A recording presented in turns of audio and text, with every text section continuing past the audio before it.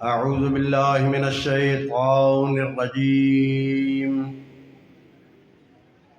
بسم الله الرحمن الرحيم. الحمد لله رب العالمين والعاقبة للمتقين والصلاة والسلام على سيد الأنبياء والمرسلين وأهل بيته الطاهرين المعصومين، والصلاة والسلام على الرسول المسدد والمصطفى الأمجد المحمود الأحمد أبو القاسم محمد.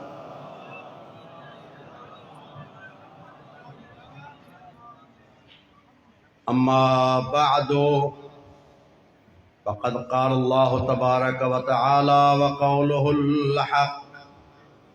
بسم الله الرحمن الرحيم. وما أرسلناك إلا رحمة للعالمين. صلوات بر محمد و آل محمد.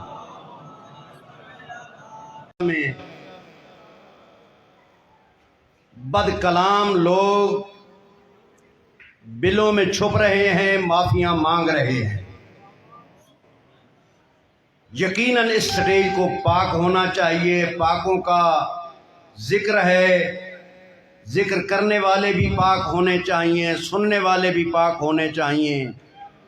اور یہ جو بدنما داغ ہے، دھبا ہے، اسے مٹانے کے لیے یہ بہت بڑا سیلاب جو علامہ گلاب شاہ، علامہ محمد یار شاہ نجفی سے لے کر علامہ صفدر حسین نجفی، علامہ محمد حسین نجفی اور آج علامہ محمد تقی نقوی، علامہ افضل حیدری، دیگر اسی قسم کے علماء کرام کی صورت میں، یہ سمندر کی صورت میں چل رہا ہے. یقیناً خداوند عالم کی ذات ہم سب کو توفیق عطا فرمائے گا کہ جو ہمارا حقیقی مذہب ہے، خالق کائنات اس پر ہمیں عمل کرنے کی توفیق عطا فرمائے. ابھی میرے عزیز منور حسین صاحب بیان کر رہے تھے کہ کراچی میں وہ خلیفتہ بلا فصل کے خلاف آواز بلند ہوئی. بدتینت لوگوں نے کہا کہ ہمیں اس بات کی سمجھ نہیں آتی. بغاوت کا اعلان کیا اور کہا کہ یہ دہشت گردی ہے. توجہ فرما رہے ہیں؟ علی ولی اللہ دہشت گردی ہے. قبلہ میں کہتا ہوں انہوں نے صحیح کہا، اس لیے کہ جسے سمجھ نہ آئے وہ دہشت گردی کہتا ہے. اگر آپ کو میری بات کی نہیں سمجھ آئی تو میں عرض کرتا ہوں، جب کہا گیا لا الہ الا اللہ، ابو جہل کو سمجھ نہیں آئی، اس نے کہا دہشت گردی ہے.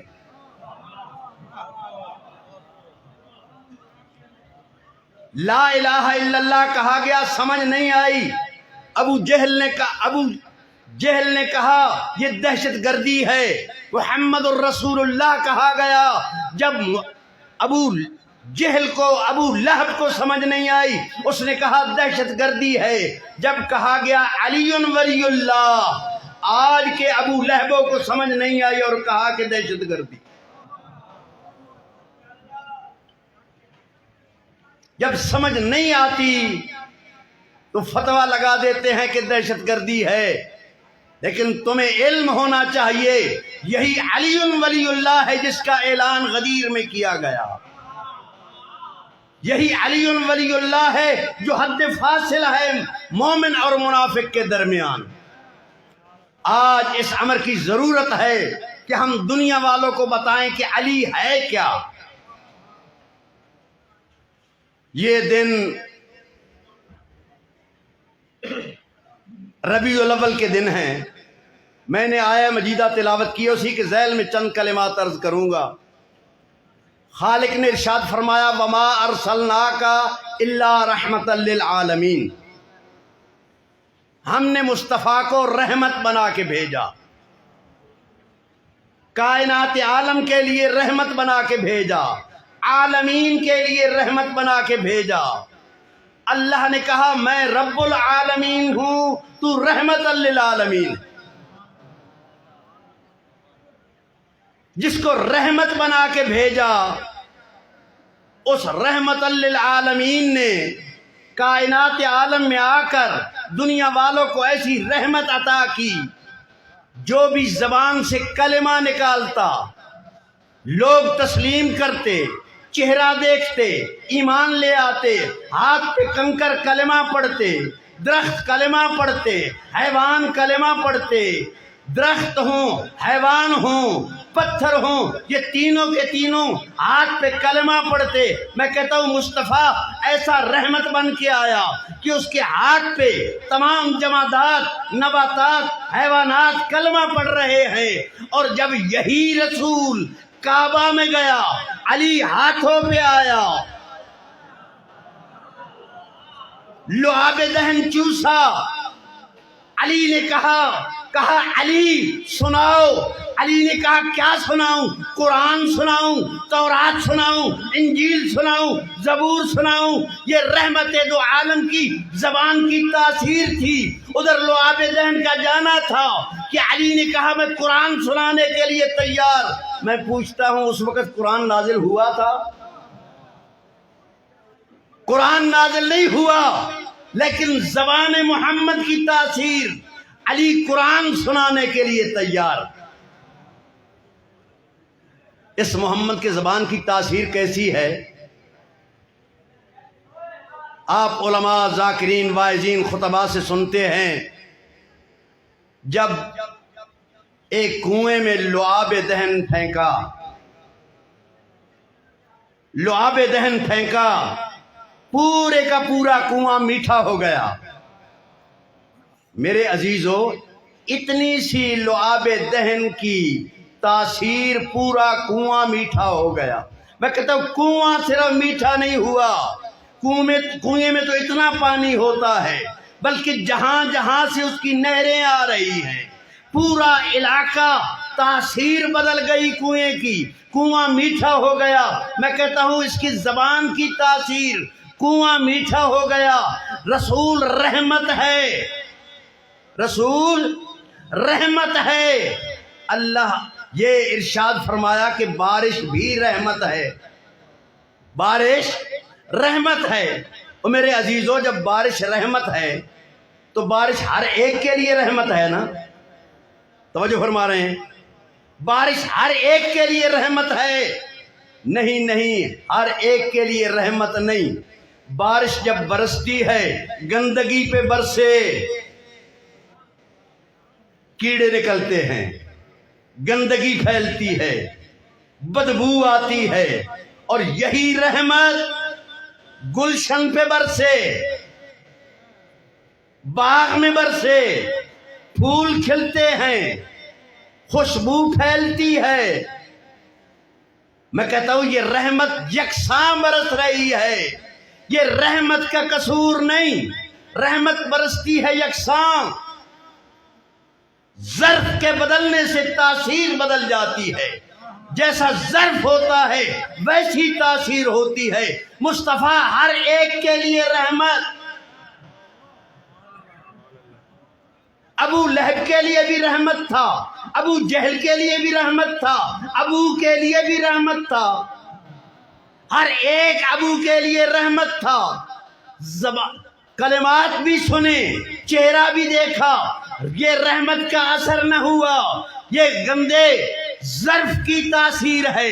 لیکن یہی محمد، نام محمد سنا کرن میں بیٹھے ہوئے نے،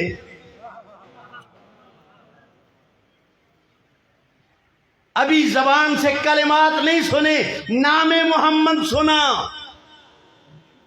رسول نے کہا مجھے کرن سے سچے کی خوشبو آ رہی۔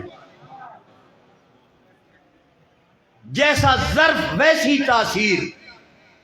میرے عزیزو، یہ ہستیاں وہ ہیں جن کے صدقے میں خالق نے کائنات کو خلق کیا ہے، اور رسول پاک کی ذات کائنات عالم کے لیے رحمت بن کے آئی۔ یہ ربیع الاول کا مہینہ تمام کائنات عالم کے لیے رحمت، 12 ربیع الاول ہو یا 17 ربیع الاول، یہ تو آپ کے اور ہمارے بنائے ہوئے نام ہے نا مہینے۔ رسول تو ارشاد فرماتے ہیں کنتو نبیم و آدم بین الماء والتین، میں اس وقت بھی نبی تھا جب آدم پانی اور مٹی کے درمیان تھا۔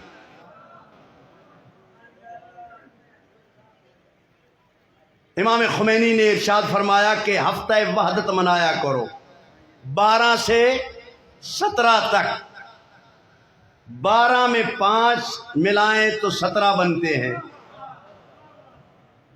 12 اور 5 17، یہ 40 سال سے ہو رہا ہے۔ آج کی حکومت نے عشرہ رحمت بنایا ہے، ہفتے میں 3 ملا کے 10 بنا دیے ہیں۔ میں کہتا ہوں یہ وہ کام ہے جو اہل بیت کے ماننے والے ازل سے کر رہے ہیں۔ یہ رسول رحمت بن کے آیا۔ کب آیا رسول اس دنیا میں؟ کب آیا؟ 12 ربیع الاول کو، 17 ربیع الاول کو۔ میں کہتا ہوں نہ 12 تھی نہ 17 تھی، 12 17 کا تعلق چاند کے ساتھ ہے۔ رسول اس وقت آیا۔ کب آیا نبی؟ جب کچھ نہ تھا یہ محمد تھا، جب کچھ نہ تھا یہ محمد تھا، بلکہ یوں کیوں نہ کہتا چلوں تھا کا وجود بھی نہ تھا کہ محمد تھا۔ تھا کا تعلق ہے زمانے کے ساتھ، زمانے کا تعلق ہے چاند ستاروں کے ساتھ، چاند ستاروں کا تعلق ہے خلقت کے ساتھ۔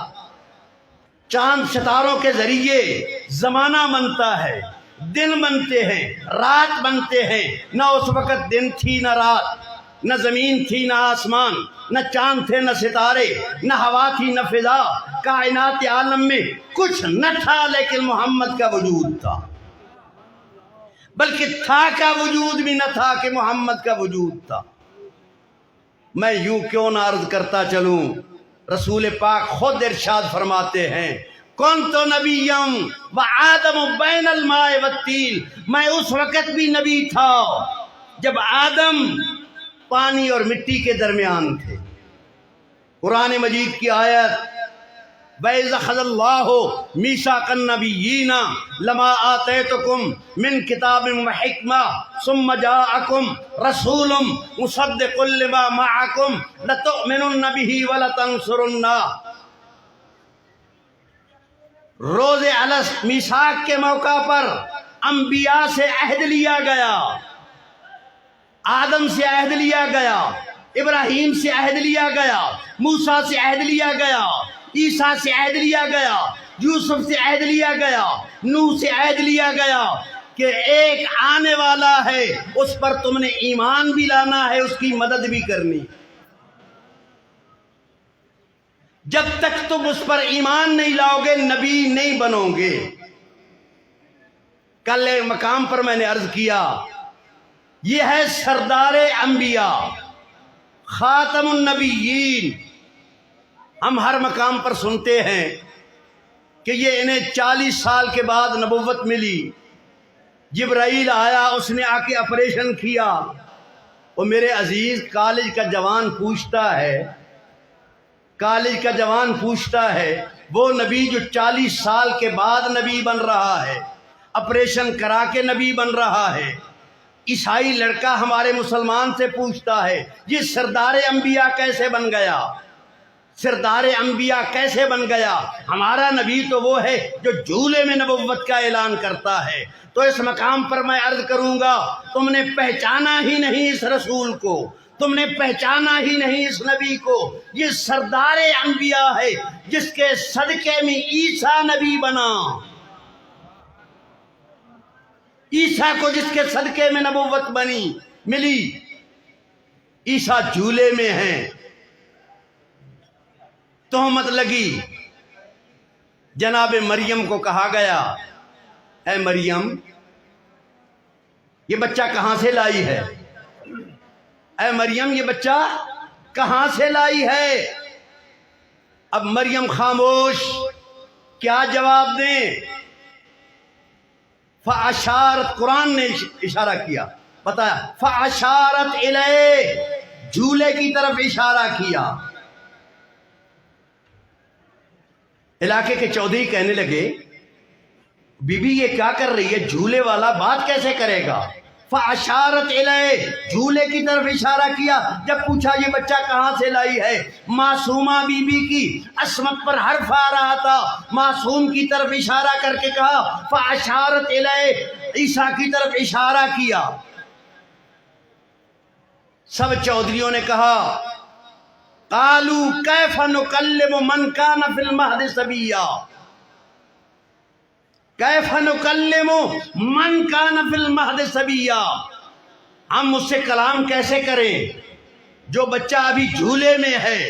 یہی کہنا تھا معصومہ ماں کی عصمت کی گواہی دینے کے لیے۔ 3 دن کے معصوم عیسیٰ نے کہا انی عبداللہ، میں اللہ کا بندہ ہوں، آتانی الکتاب، کتاب لے کے آیا ہوں، وجعلنی نبیا، اور مجھے نبی بنا کے بھیجا۔ مسلمانوں مجھے بتاؤ، امتی نبی کتاب بھی لے کے آیا،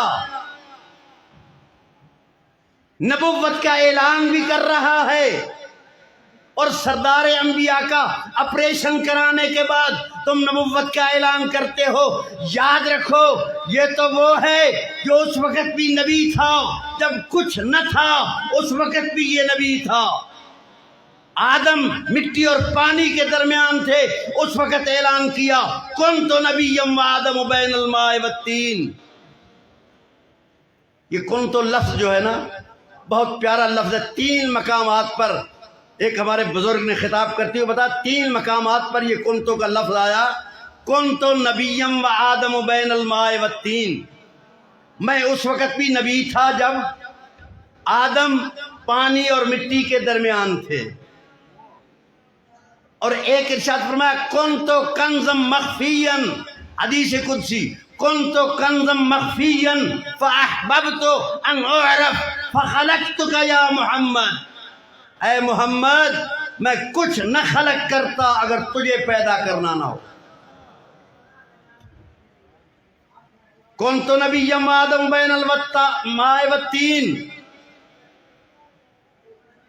آدم پانی اور مٹی کے درمیان، رسول نبی۔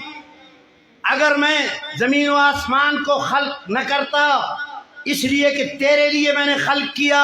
اور تیسرے مقام پر، کس مقام پر ارشاد فرمایا من کنت مولا ہو فہذا علی مولا، حیدری، جس کا میں مولا ہوں اس کا یہ علی مولا ہے۔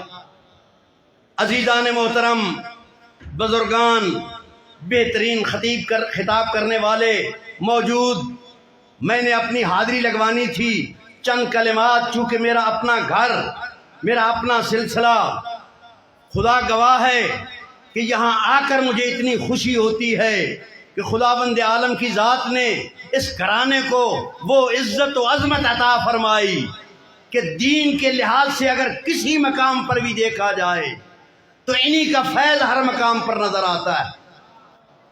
ابھی قائد ملت میرے بزرگ بھائی کا ذکر ہو رہا تھا، میں ایک بات عموماً کہا کرتا ہوں، قائد ملت کے حسن تدبر کا نتیجہ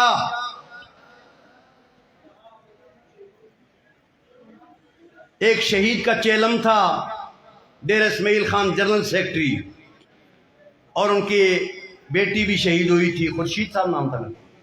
ان کے چہلم کے موقع پر قائد محترم بھی موجود، تو وہاں پر جب بھی گئے ہر آدمی کہنے لگا یہ کیسے قائد ہیں، ہر سفر شہادتیں ہی شہادتیں، کوئی پوچھنے والا نہیں، کوئی کرنے والا نہیں، کیا ہے کیا ہے کیا ہے۔ مجھے موقع ملا، میں نے اس سید زادے کے حسن تدبر کے بارے میں عرض کیا، میں نے کہا جس کے بارے میں تم اعتراض کر رہے ہو، سوال کر رہے ہو، مجھے بتاؤ کربلا میں جنازے اٹھائے یا نہیں؟ وہاں پر بھی یہی کہو جنازے اٹھے، ناکامی ہو گئی۔ نہیں، جنازوں سے ناکامی نہیں ہوتی، مقصد میں ناکامی ہوتی ہے۔ مجھے بتاؤ پاکستان میں کسی مقام پر چلے جاؤ، تھانے سے لے کر آئی جی پنجاب تک، پولیس کی کسی مقام پر چلے جاؤ، جا کر ان سے پوچھو دہشت گرد کون ہے۔ میں حسن تدبر حسین کے بیٹے ساجد نقوی کی بات کر رہا ہوں۔ پوچھو جا کر، تھانے ایس ایچ او سے لے کر آئی جی تک ہر ایک سے جا کر پوچھو دہشت گرد کون ہے۔ اگر وہ کہیں شیعہ علماء کونسل دہشت گرد ہے تو تم ناکام، اور اگر کہیں سپاہ صحابہ دہشت گرد ہے تو تم کامیاب۔ اللہ نے آپ کو وہ عظیم قائد عطا کیا ہے کہ اپنے حسن تدبر کے ذریعے اگر اتحاد ملت کی ضرورت ہو، اگر اتفاق و اتحاد کی ضرورت ہو، تو دنیا میں ایک ہی لفظ وہ کہا کرتے ہیں، جہاں ساجد نقوی نہیں ہوتا وہاں اتحاد نہیں ہوتا۔ باقی ساتھی جتنے بھی ہیں اہل سنت، 4 ہوں یا 5، سب ایک ہیں، اور ادھر اکیلا ساجد نقوی ایک ہے۔ درمیان میں کھڑا ہو تو معلوم ہوتا کہ اتحاد ہے، درمیان سے نکل جائے۔ ایک بات مجھے یاد آ گئی، مل کر بلند آواز سے صلوات پڑھیں، عرض کروں۔